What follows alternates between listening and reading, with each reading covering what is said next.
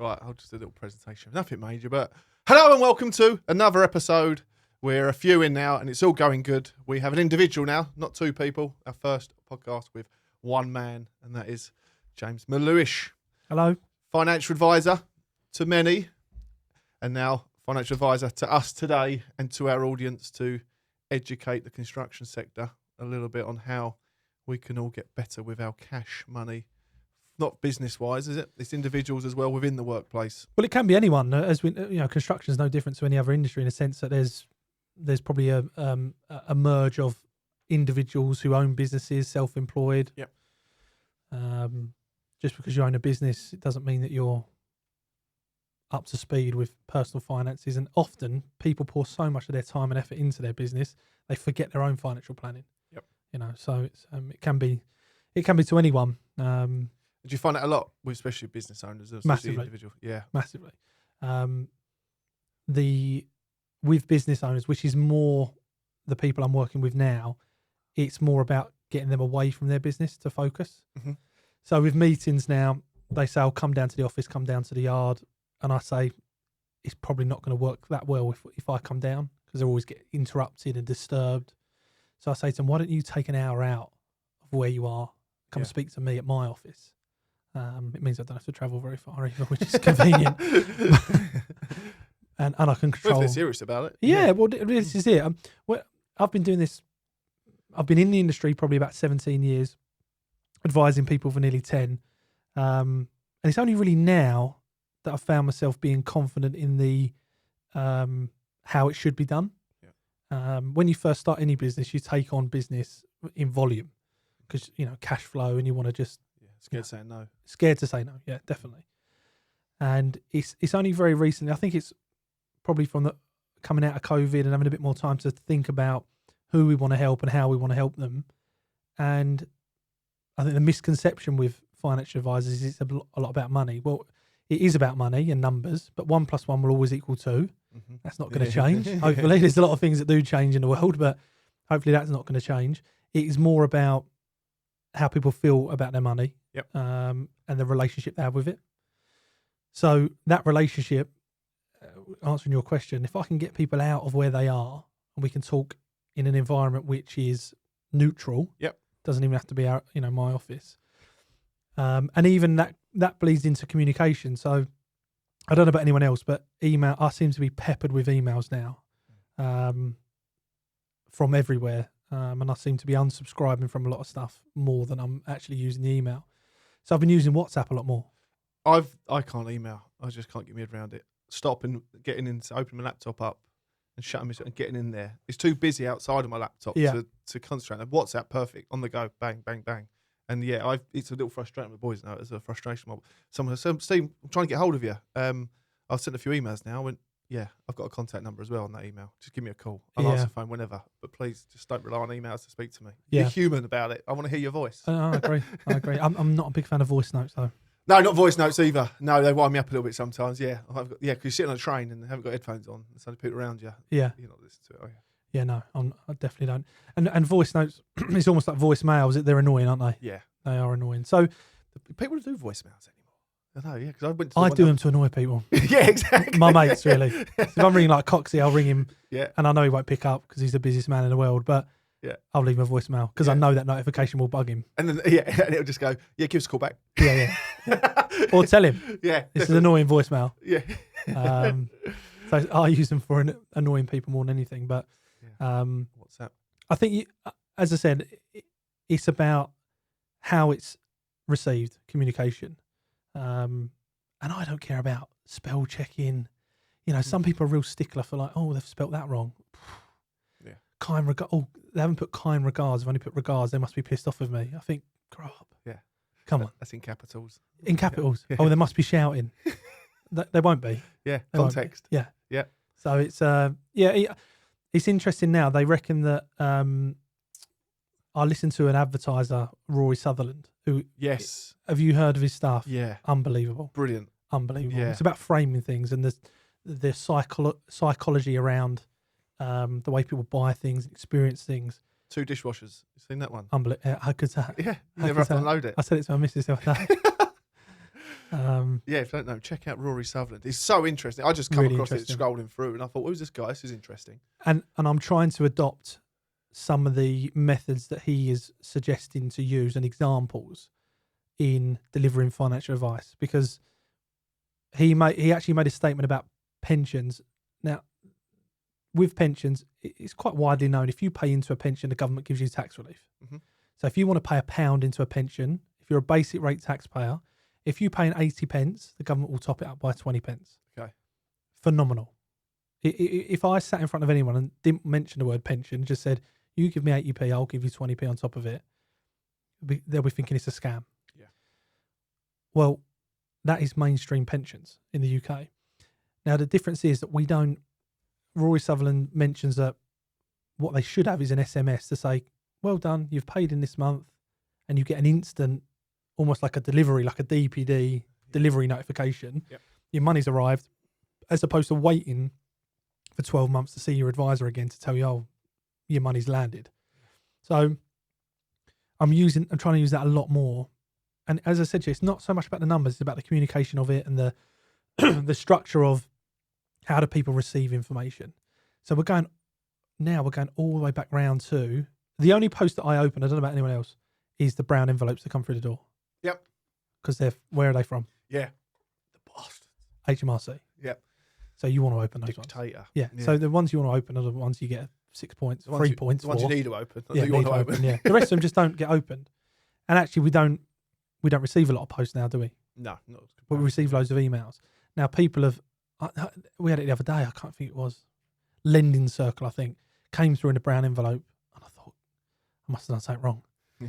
It was a letter from them advertising. So it's interesting that I think people are going all the way back round to traditional methods. Yeah. And I'll give you another example. We've over-engineered cars and car alarms so poorly, everyone's going back to a steering wheel lock. Yeah. And I think the same's going to happen with communications. Let's hope they don't with podcasts. Craig's got, my business partner's got a steering lock all the time. Yeah. Yes, when it's not on, it's a weapon, isn't it?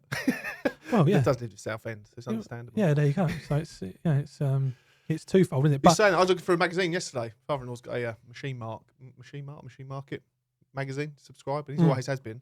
It's always on the sofa when you go around there. It's just, I pick up, I don't even like the machines, but I always have a look. Yeah. There's nothing, well, it's no use to me because I'm not in that industry, but you pick it up and it's actually quite nice looking through a magazine. Yeah. Yeah. The physical, it might be Mickey Flanagan who said it about Montessori. You know, your mind remembers what your hand does. Okay.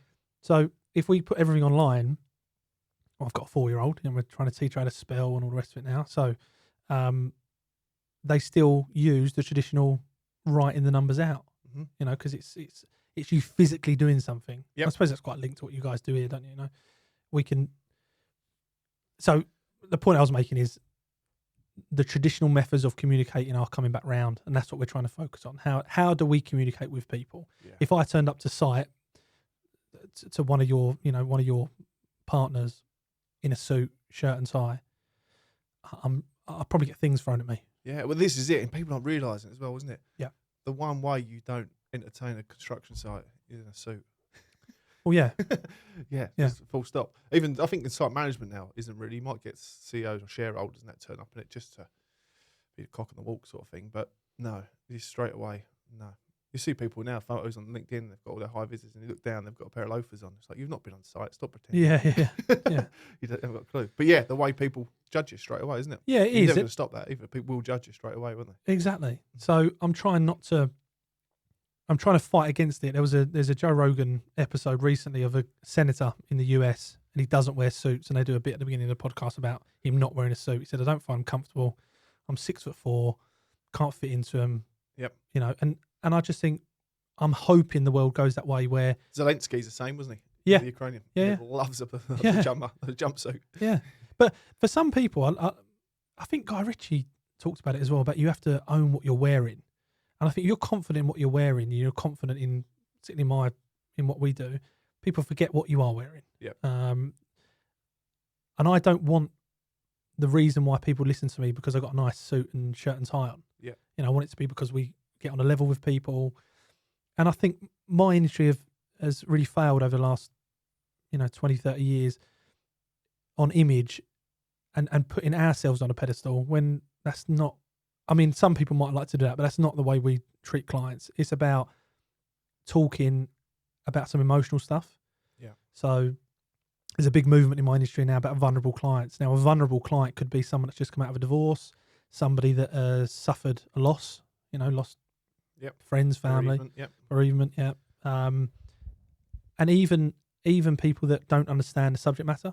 So we have to note down and have a process of vulnerability. Yeah. So to give you an example, if somebody's just lost their parent, our process is that we offer them the opportunity to have someone else with them. And the reasoning behind that is that they might not be in the right state of mind to take in what I'm about to talk to them about. Understanding the mental health side, isn't it? Really, yeah. Exactly. So it dovetails in what we're talking about. Same thing as exactly what you're doing. It's about, are people in the right state of mind to make a decision? And when it comes to money, there's some big decisions that can go right and wrong. So in a panic as well, isn't it? Massively. Massively. The amount of knee-jerk decisions that are made in finances. And we really try and, again, another thing that we try and do, not to focus on what's happened before. And I think a lot of people that come in to see me for the first time, they think that I'm going to judge them or tell them they've done something wrong. Far from it. It's about, I don't really care what you've done. It's about going forward. How can we improve your situation? Yeah.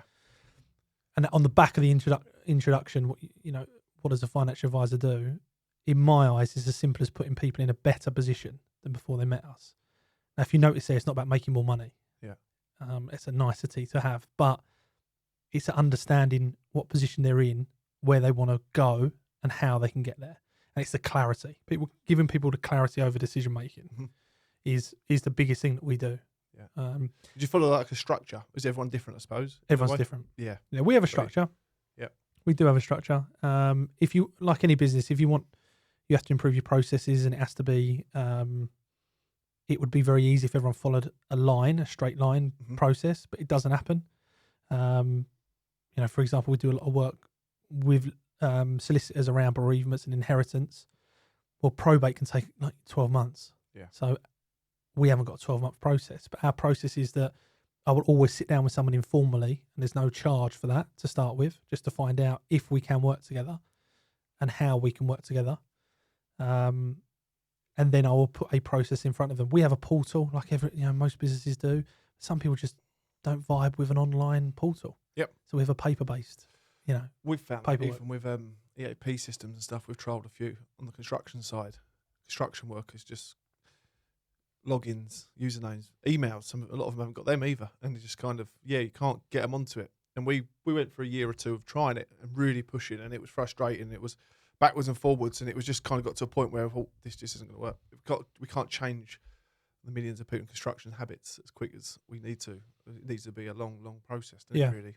Do you find, so we've gone in the construction world then, because we always say this, from day one of being a self-employed construction worker, you're pretty much a one-man business from day one, aren't you, in terms of tax returns, buying yourself, keeping your receipts, all this stuff, a lot of time paying for your own courses, invested in yourself. Yep. But with construction, the people are normally at that point judging purely on from my own self. For people who come out of school with nothing, fall into construction, and aren't academically trained to be in that world of managing themselves financially and all this stuff. And then suddenly, like bang, day one, they're doing it. And some take to it, some of them are good. Some of them, you always get that one guy on site who says complete tight ass, but then he's the one who's probably the first one with mortgage. But and then all the others are blowing the gasket every time they go out on a Friday night and skint on Monday morning, or if not Saturday morning. But that's when you first said to me a couple of years ago, and that's when my ears pricked up really. I was like, when you said if you can focus on these people under the 100k mark, people, you did say it, and he's like, everyone thinks of financial advisors for people over 100k. Yeah.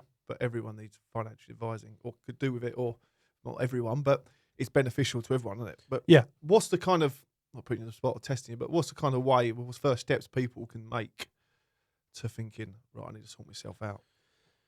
I think you've got to want to do it. Yeah. Which is like anything. And this goes back to what I was saying about us being on a pedestal. We're no different to a good plumber, a good mechanic. You should come to us when you aren't able to do what you need to do. Yep. I struggle to put pictures on the wall, so go to plenty of I'll go anyone. Swap a favour. Yeah. We do a bit more of that now. Actually, we should do more of that. But if something goes wrong with a car, I'll take it to the mechanic. And I focus on who can we trust. All the, the construction industry is probably the best at that. If you look at the, Rated People and all those other sort of sites where it focuses on the trust of the individual and the company that you're dealing with. Yeah. So the first thing they can do is, first thing people should do is find someone that can help them. Yeah. So you're the kid. I'm in my head now thinking, for a worker who literally goes, right, I'm 20 years old. I haven't got much in the bank. I'm not making much each week, but I really want to have a house when I'm 25. Yeah. Get in touch, sort of thing, isn't it? Really look at ways to advice and support from people. Yeah, I mean, there's keep you on track. Before you approach someone, you should be organised enough to be able to take, to know what you want. If you know what you want, which is buying a house, great. That is the first real big step. And I mean, now you can log on to ChatGPT and ask them, what are the steps I need to take for a 20-year-old in the construction industry to buy a house at 25? Yeah. And if you put in, I have this conversation a lot with people, and I think I'm starting to piss people off when I say this, but people go, I want to save up for a mortgage. I said, well, you don't. You want to save up for a house or a flat. Forget, the mortgage is just the tool to get you the house. Yep. So, and what I say to people is, they can say to me, how much can I borrow? Well, where do you want to live? Mm-hmm. So I throw it back to them. So if you're a, single man, 20 years of age, just started a first job, where do you want to live? Where would you like to live? Location, flat, house, semi-detached, whatever it might be. Yep. And that's when we can use technology, Rightmove, find out what the values and the prices of the houses are or flats are, and then we can work back from there. If you want to buy a 200 grand flat, I mean, really, minimum is 5% deposit. Yep. Right? So we're looking at 10 grand. So your first target is to get to 10 grand. How can you get to 10 grand quickly? You have to do a budget. How much is coming in? How much is going out? We're bin counting there. And you don't need someone to help you do that. There's plenty of tools online to be able to help you do it. Once you know what your surplus income is, then you can divide that by the deposit, the 10 grand, and it will give you the amount of weeks or months it will take to get you to that target. Yep. So you don't need somebody to do that. Yeah. And there's plenty of stuff online, and I'll share some calculators afterwards. But I like a spreadsheet, but you know what I like? Back a bit of paper. Yeah. And your phone, like a calculator. And with the stuff online, there's obviously trusted sources and non-trusted sources. And this is always talked about off camera as well, wasn't it? It's kind of how to trust it. So you're part of the FCA, is it FCA? Yeah, the Financial Conduct Authority regulate me as an individual and our firm. So we have to adhere to a certain code of conduct, and we have to keep our knowledge up to date. We have to do 50 hours a year of continual professional development. Yeah. We have to demonstrate through our processes that we're looking after people in the right way. We have to have professional indemnity insurance. You have to be suitably qualified. So you have to. The base level is 6 exams in different areas. Yep. So it's a lot to be you can't just put a hat on and say, I'm a financial advisor, regulated financial advisor anyway. But it's an interesting point that you made about when you mentioned about leaving school. I think the responsibility should sit with schools. Yeah. I really do. And I've tried to approach schools, secondary schools, over the last 10 years I've been doing this. There isn't a massive appetite for it. And it's too easy for the schools to bat away someone to come in and teach kids about money. One of the biggest things that people say is that they don't want to bring kids into thinking about money too young because they think it'd be stressful. Yeah, really, yeah. But they've got it wrong. If they don't start to educate them now, it will definitely be stressful. It's preparation, isn't it? Preparation. Yeah. But it doesn't have to be a separate course. It doesn't have to be a separate lesson. Money is really about how you feel and numbers. Yeah. Well, all of them do maths, so we can embed that into the curriculum. Mm-hmm. And I mean, I haven't. We went to the same school, Steve, but we used to have PSHE, didn't we? Talking about various stuff about life. Yep. It should be embedded into that course. What are kids' experiences? What are they seeing? Their parents struggling or not struggling or doing well within their community. Who do they see that's doing really well? What are their if they see someone driving a nice car, do they think that means they're doing well? Yeah. So we need to I think we need a big overhaul in school. Yeah. and just prepare these kids. Personally, I wish my mum and dad were fantastic. My dad ran a business for 30 years. He was very, very good with us, exposing us to business stuff and counting and maths and, both all my sisters and myself all can hold our own in business and finance. I don't see that being enough. I don't see a lot of parents doing that for their children. Yeah. They rely on the school to do it, and then the school doesn't do it in a way as well, isn't it? Yeah. But the school doesn't need to. The school doesn't need to get financial advisors in. It's not That's not what I'm saying.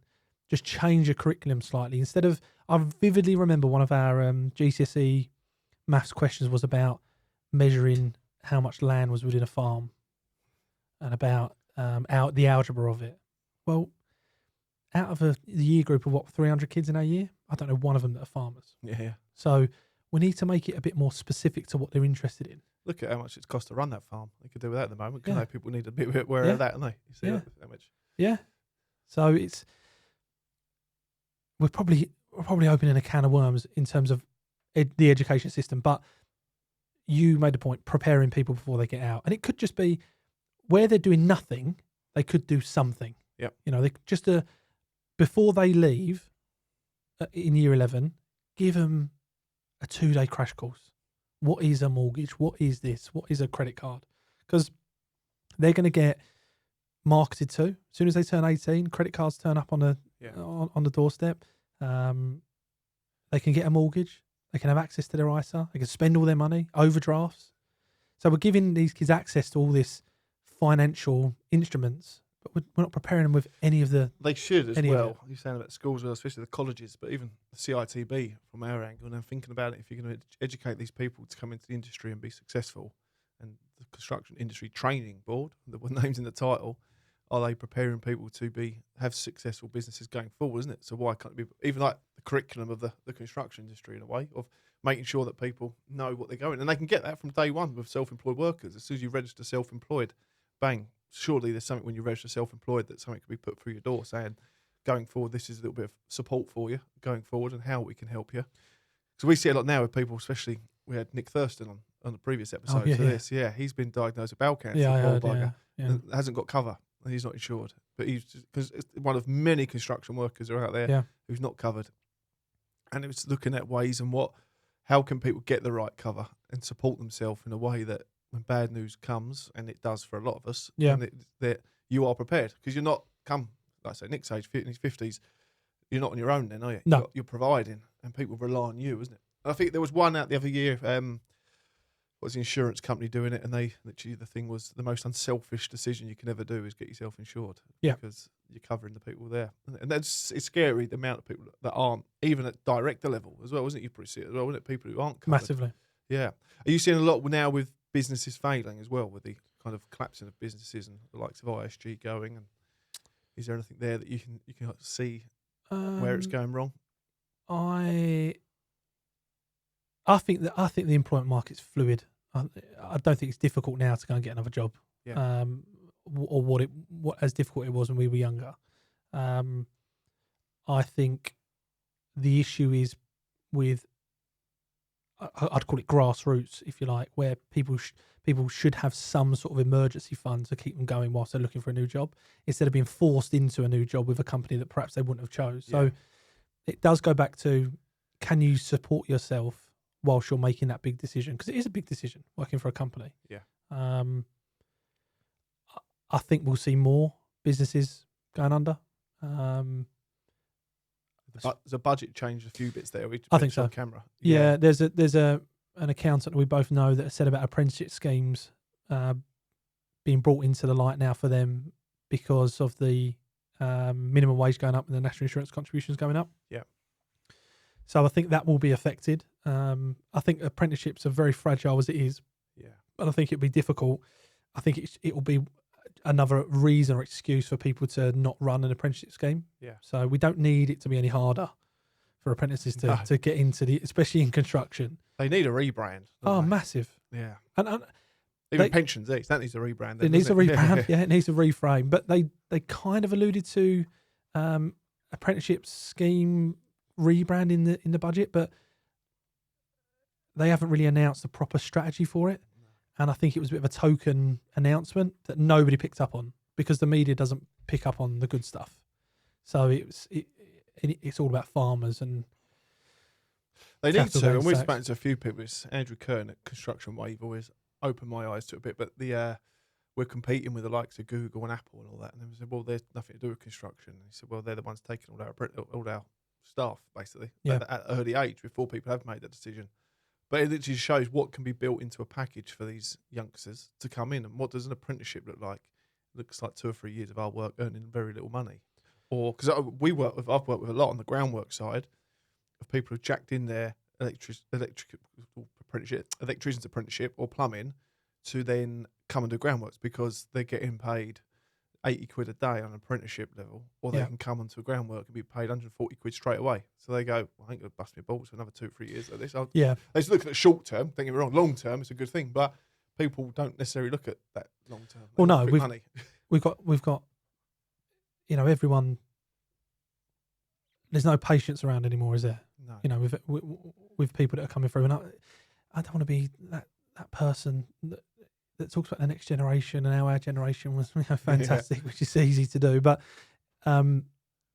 we need to, going back to educate, we need to equip these people that are coming through, the youngsters that are coming through, not about specifics so much of money and things like that, but how they behave around the workplace and planning and strategizing and giving them those tools to be able to say, okay, well, I might be doing 80 quid for now, but the trajectory is that it's going to get better. And I mean, I say to people all the time, it was always when I was young, it was always you go and work on site, or you go up the city and try and earn a few quid up there. There was no real sort of in between. I think there needs to be more framing around what an apprenticeship looks like. What is it going to be? And it has to be quicker. You have to give these people, and it's interesting. I have a really, really forward-thinking recruitment business in Shenfield, Berman recruitment, and they take on youngsters. And they always ask their people, how can they improve the workplace? And you would think more money would be the answer, and it never is. Early finish on a Friday. Yeah. Flexible working, unlimited holiday. We see a difference in literally to buy bacon rolls once a month, something like that. Yeah. It's just getting lunch. The boys are we've had that before with nights out and about planning an evening out, and the boys went, don't worry about it, just buy us breakfast on Friday, and that was enough. Yeah. Even giving the boys a jumper, more than especially in construction, it's more than any other company does. We try and do as much as we can with the PPE side of it, but some companies rely on everyone to bring their own stuff. But they appreciate so much the little things. Like you say, everyone thinks it's the money, but they will say, "If you think that's the money, yes, definitely the money." But it's not. No, not when you boil it down. Maybe that's something that you guys can do. Is train the employers. Yeah, because you'll get more of an impact. We notice it now just with literally having a kickabout. Just arrange a kickabout once a month, and you will retain staff, and you will spend less money recruiting. Yeah, not to be a fault of recruiters, but they will get a better reputation if they're literally withholding their staff. Or just you got the right people, and there's the difference of construction now. It's just like it's in a bit of a mess, but it's just trying to educate them. But beyond it all, with construction, especially apprenticeship stuff, is just the pressure. What we see is we're on a job now. I won't say too many names, but there's no time for an apprentice there because they want stuff delivered. There is no time. We're working around big machinery. We can't have people who aren't moving 100 mile an hour straight away. Yeah, that's the way it is. And with people, and that is the blunt truth of it. Really, we don't. And you see that across many jobs. Look at like the ISG stuff. These companies going down. They're under so much financial pressure above that. To them, it's just deliver.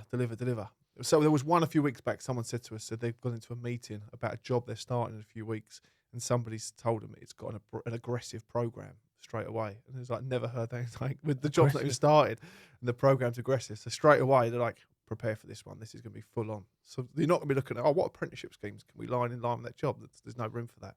Is there any? It's okay it being aggressive. Is there any opportunity for people to come, apprentices to come and watch rather than do? Yeah, I've actually said it before.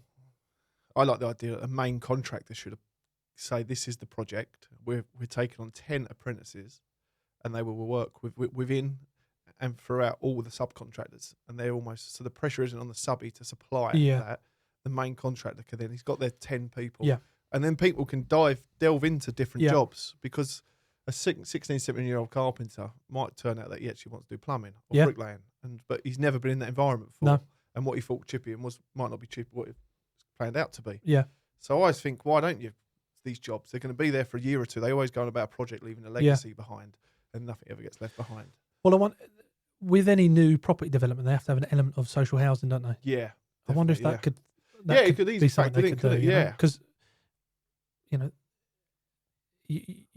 that's something has to happen. Otherwise, as I said, the apprenticeship stuff is just.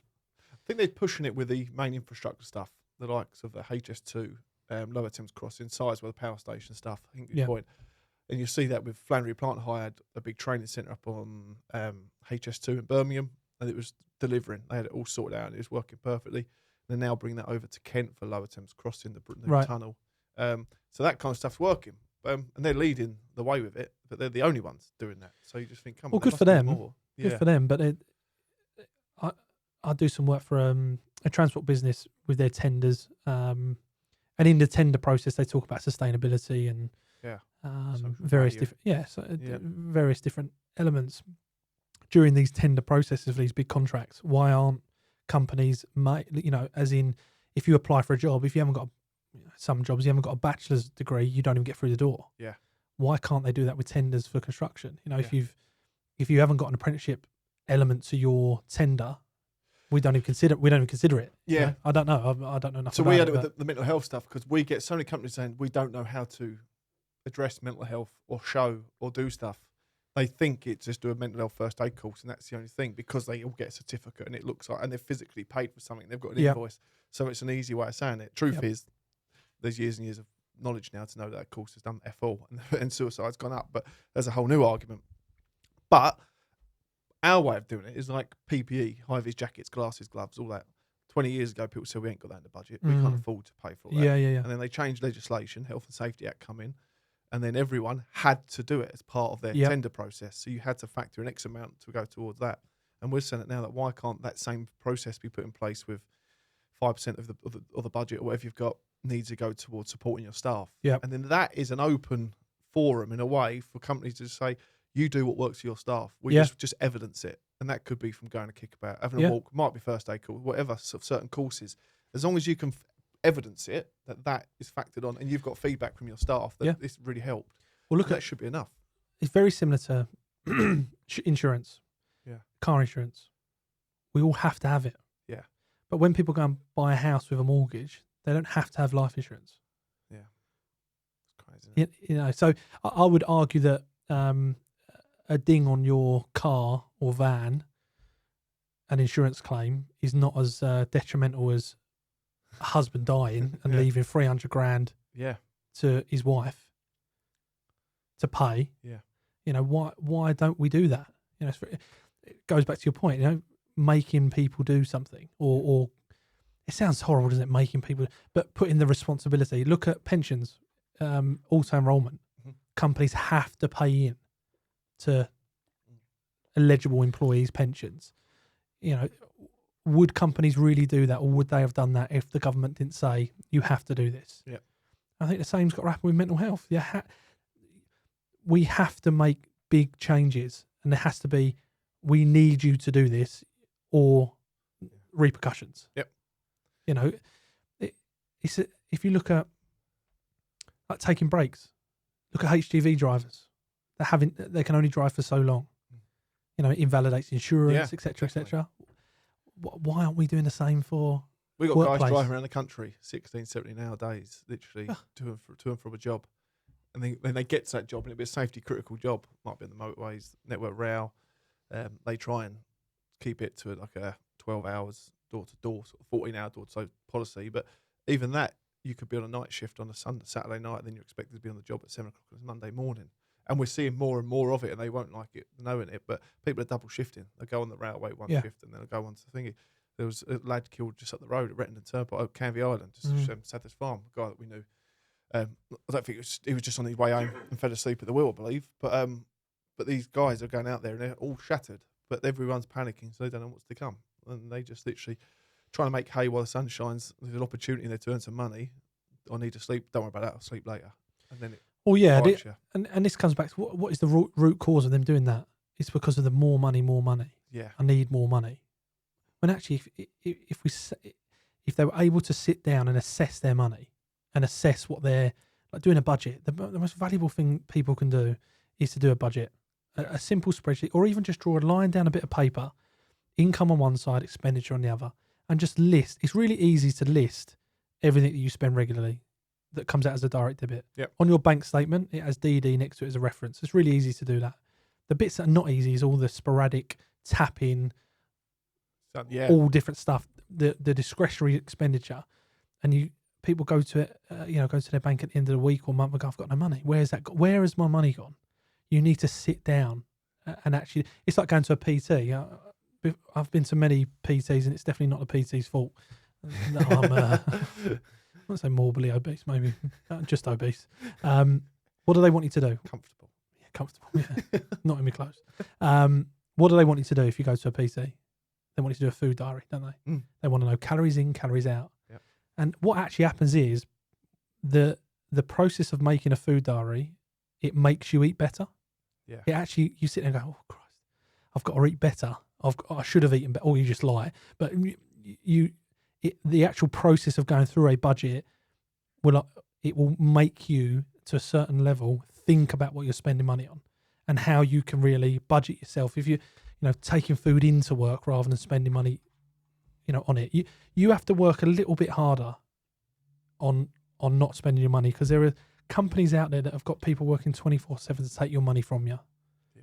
So you have to work a little bit harder to keep hold of your money. And it's crazy, isn't it? The amount of everything goes against you. We drive to London a lot, and that again, it's just ULEZ. We're covering that, but then congestion charge, got to cover that.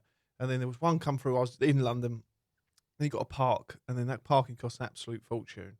And then I was on the way home, and something come up a cost that we now need to pay for GDPR or something like that, because it's storing data.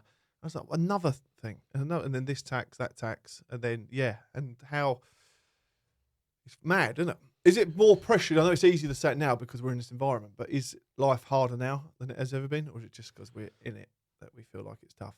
What, when it comes to money? Yeah. Going back to what I said, I think we have to work harder at keeping our money. That's how I feel. Yeah.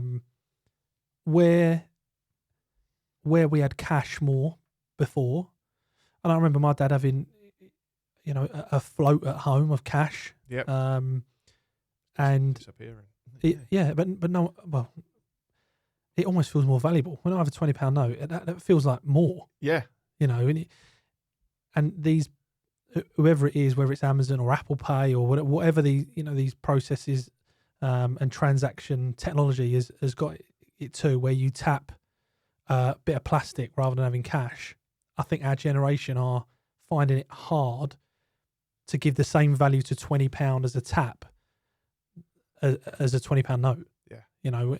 So I think it is harder or you have to work harder to keep more of your money. Yeah. And whilst we've still got cash, it's a pretty good strategy to keep more of your money. Mm-hmm. If it's numbers on a screen, it's play money. Like when I've been to Vegas, in casinos, and there's a reason why they give you chips and don't make you spend your own money, because it doesn't feel real.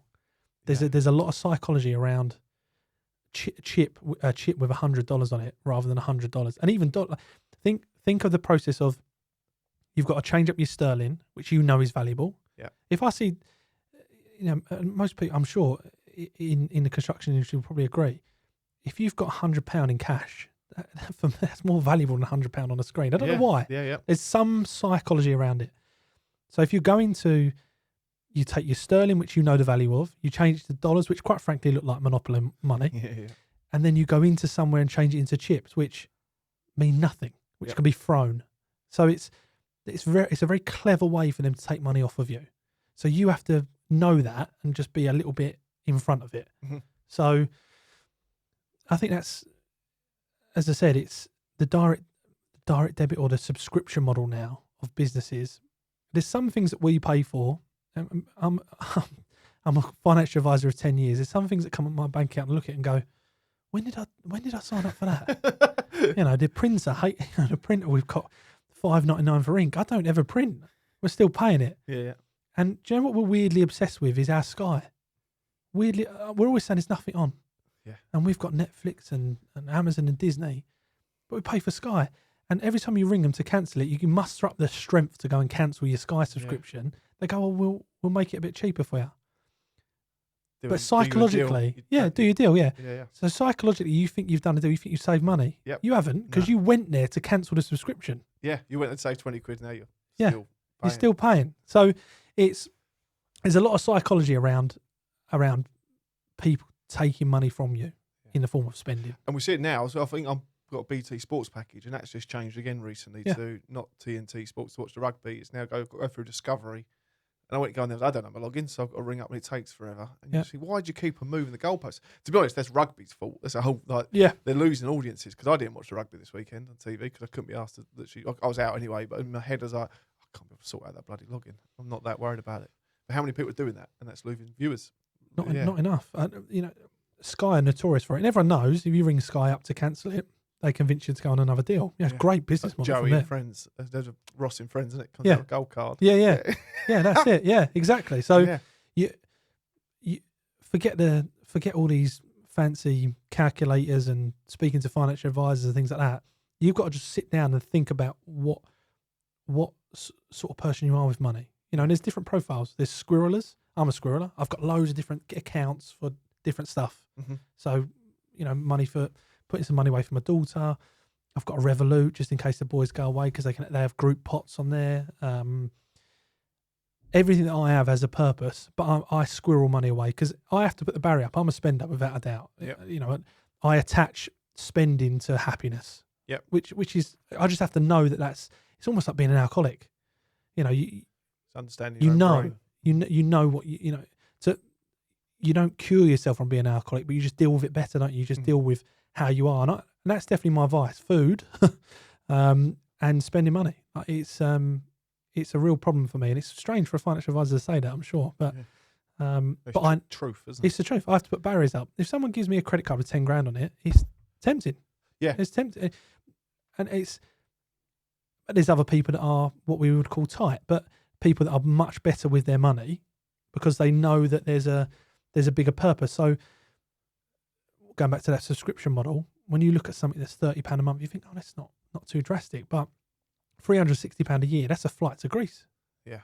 So it's about reframing that money. Yep. For you, in your own life, to make you feel more comfortable with money. Yeah. So is there ones that we look at pensions and things for you? You always advise the people on. I suppose everyone's different, like you say, but even with the kids, certain places to put your money for your kids, certain places to put it for a pension, and then potentially invested into other stuff. Do you advise that stuff as well? Yeah, you will. So we do. When that changes, that market, what's the word for it? That kind of view changes monthly. I take it, doesn't it? Where to put stuff? Well, it can do. Depends who you're asking. Landscape. Yeah. I mean, a good investment today might not be a good investment in a month's time, but it really depends, because crypto is the big, everyone's talking about crypto and making money on it, but nobody really tells you when they've lost money on it. Yeah. So there are traditional ways to make money over the longer term, which haven't gone away just because crypto is on the scene. So it's more about what do you want to save for or invest for. If you're investing for your retirement, there's more risks involved with holding it. If it's over a longer period of time, there's more risk involved in holding it in cash, for example, and inflation stripping the value out of that cash rather than investing that money into a balanced investment. Yeah. So, and when we're talking about balanced investments, we're talking about ones that are diversified and spread across different industries. We can go very technical with it. Mm-hmm. If you are looking to invest longer term, read up on it. Just go on Amazon, Dummy's Guide to Investing. Yeah. There's so many resources at our fingertips, and it goes back to what I said about with me. If something happens to the car, I might YouTube it to see if I can do it. Yep. More often than not, it's going to the mechanic. Yep. The professional. If you want to invest over the longer term, go and speak to a professional. Yeah. Go and speak to a financial advisor.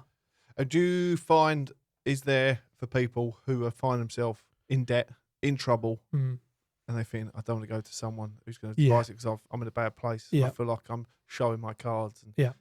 men are, I say men because he was saying that, but as a man, the shame on themselves in a way, Yeah. isn't it, to go in there and go. But I suppose for you guys, it's just bear everything and just let's help you. That's the way I deal with people. It's highly confidential when I speak to people about their money. It's not shared with anyone else. Yep. So I say that's the first thing that comes out of my mouth because I want people to be comfortable to share. It's like going to the doctor and not telling them all the symptoms. Yeah. You just can't.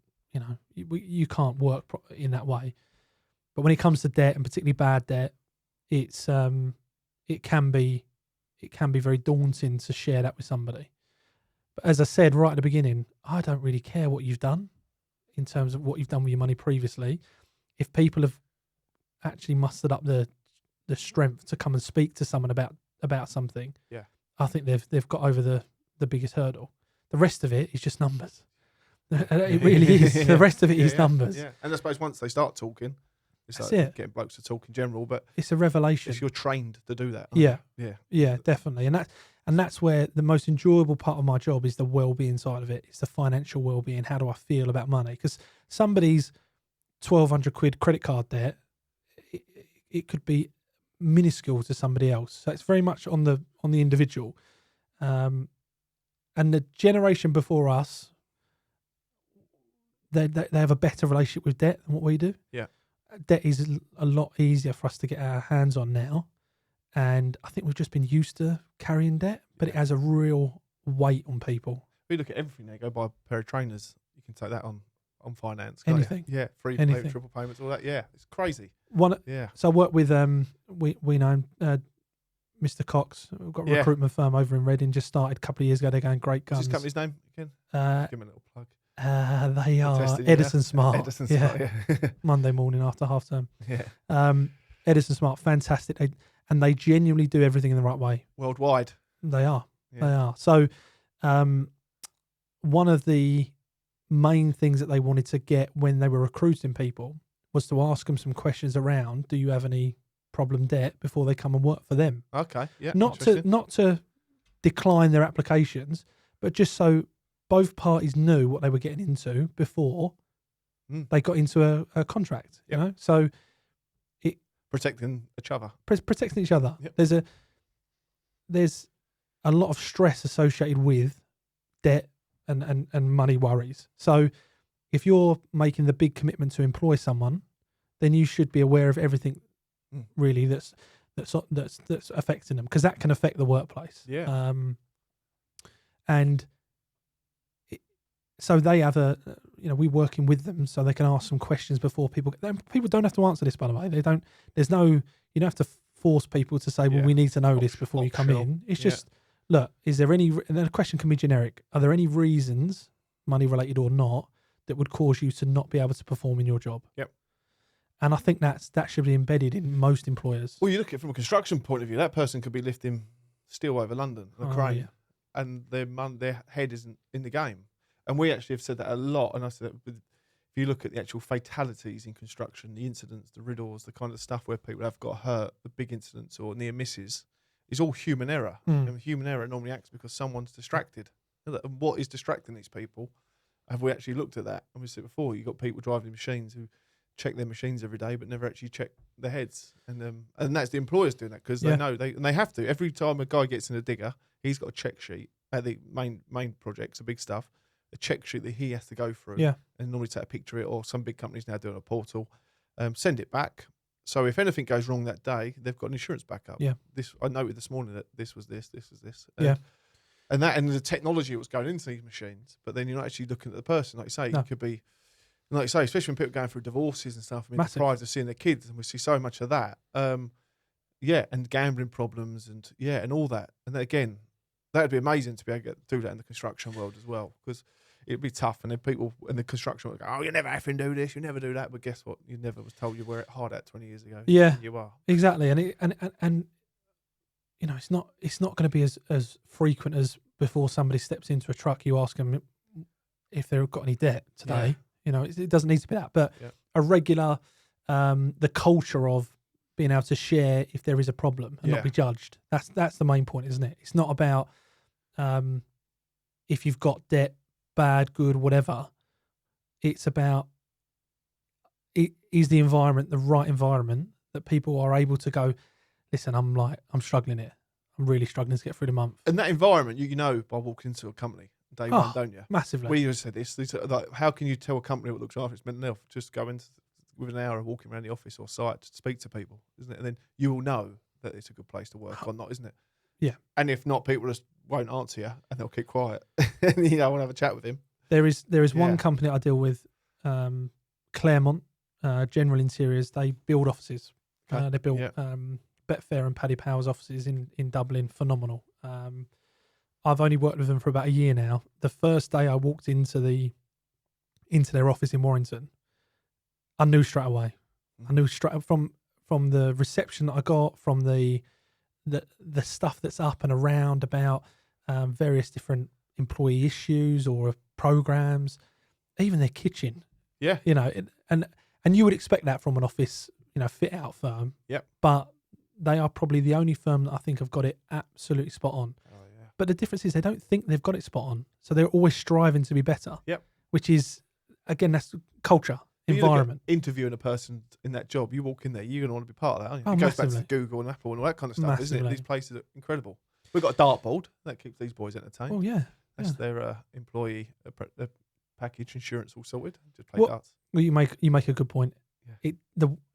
It's workplace dependent. Yeah. And first thing to do, why don't you ask what people want? Yeah.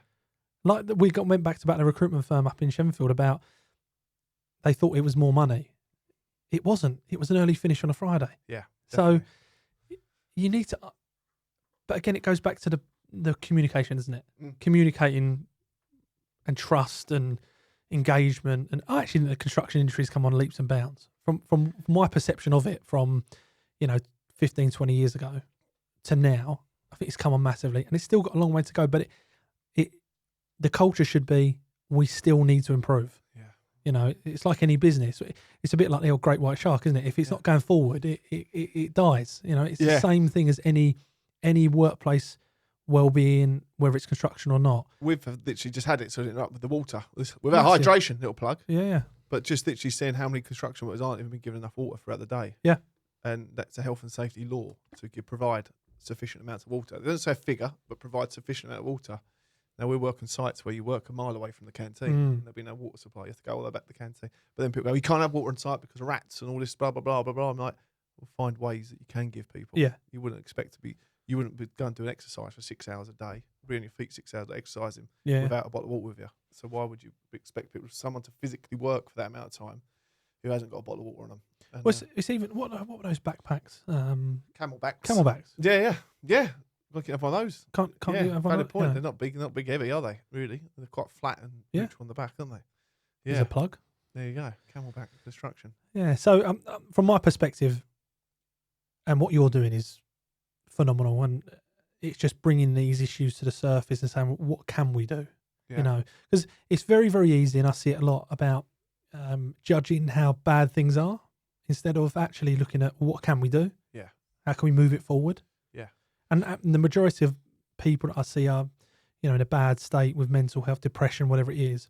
It's the lack of clarity on moving forward. That's exactly you speak for the whole industry there. Massive bang on in terms of we're in a bad place. What can we do? Sit and mope about it, or can we draw the line and build? Pardon the pun, but build positively. Yeah. Just keep going. Yeah. But no, superb.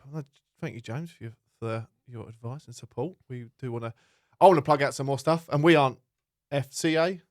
No. FSA. FCA. We aren't FCA approved, but you are, so we don't give out financial support and No. advice. But no, it'd be good to look at how we can get some more advice, tips and tricks and content out there for people to realise, because we see it now. Even the rugby match last week, we had feedback from them, just people saying thank you, just literally for giving us a time of day to shut off a bit for a few hours and have a kick about and literally what game of rugby. But I think that's the thing as well, isn't it? When people realise, hopefully they do listen to our content and see it, and people go, I'm not on my own actually. And that I think is the big problem when people realise we're in these dark places, they think I'm the only one suffering in the world here. But then someone actually finds out, hang on a sec, he's got $2,000 on his credit card as well. I might have an open conversation with him just about. Yeah. We had 2 rugby players walking towards a scrum last week talking about their therapists. Really? Literally, yeah, walking to a scrum, got talking to 2 big macho, the 2 heaviest blokes on the pitch, walking across the pitch talking about when they're next seeing their therapist. And they'd only just met each other that day to play, but they realised they were both all there to play rugby, have a laugh. One of them just touched on it. It's about the therapist, and the other one cottoned on. They thought, I'm not on my own. And he said, rung me up and said, we had such a laugh. And they're speaking to each other now. So as soon as it's our problem shared, it's problem halved as such. Yeah, and as we might have said this on camera, off camera, but I'll probably do myself out of a few quid saying this. But if there's any employers out there in the construction world and part of this audience that want to create an environment of people internally who can speak to each other, it might be in the canteen, it might just be, one of your fantastic events. If you can create that culture of perhaps a younger person taking advice from an older person, because there's a lot of expertise and a lot of good advice that can come from the people within your business. That requires no cost. There's no real outlay there. It's just about, can you go and have a chat with him because I think he's got a problem? Yeah, of course. I think more often than not, if you ask people to do something to help someone else, internally they want to do it. There's not many people that don't want to do it. So I think if you can harness that within your industry, and I really don't think it needs people to come in and do anything radical to start with in terms of getting someone to come in and present and all that, carry on.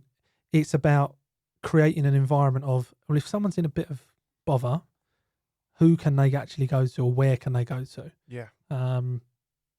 So what do you say on that? Where do people go to? Where is James Melhuish? Where is he? Or how do people reach out? Or that is the issue with it, really, because it creates a lot of people reaching out and only one person to be able to help you. And if I could do it day in, day out, just doing that, it would definitely be something I do.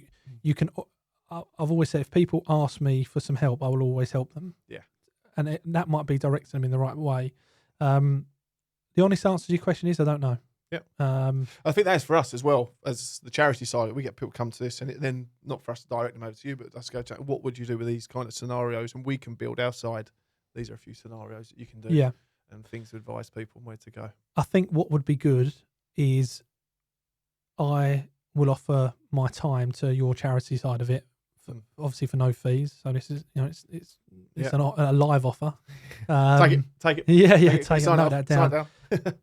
But Camera. I can go and speak to. I think the biggest impact that I can give to your audience is speaking to employers, the actual people that run these businesses that have oversight over people, and I can say, look, this is the way you identify things.